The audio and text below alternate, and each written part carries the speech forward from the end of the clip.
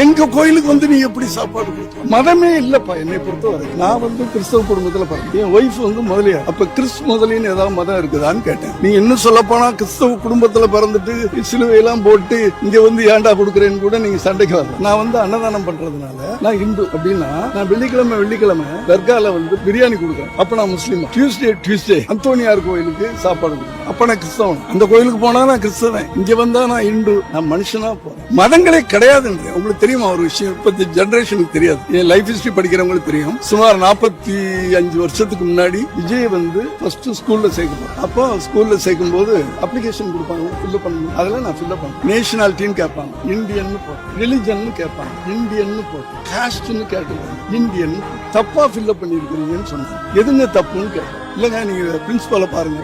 பிரின்சிபாலுக்கு அவங்க சொன்னாங்க nationality Indian correct, religion வந்து இந்தியன் போட்டுருக்கீங்க, நீங்க என்ன ரிலிஜன் கேட்டேன். நான் வந்து கிறிஸ்தவ குடும்பத்துல பிறந்தேன். என் ஒய்ஃப் வந்து முதலியார். அப்ப கிறிஸ்து முதலின்னு ஏதாவது மதம் இருக்குதான்னு கேட்டேன். சொல்லுங்க வேணா அப்படி போட்டுக்க. அவர் 5 வயசுல சேர்க்கும் போதே அவர் இன்றை வரை இந்தியனாக, அவர் சர்டிபிகேட்ல எந்த மதமும் இல்லை தெரியுமா?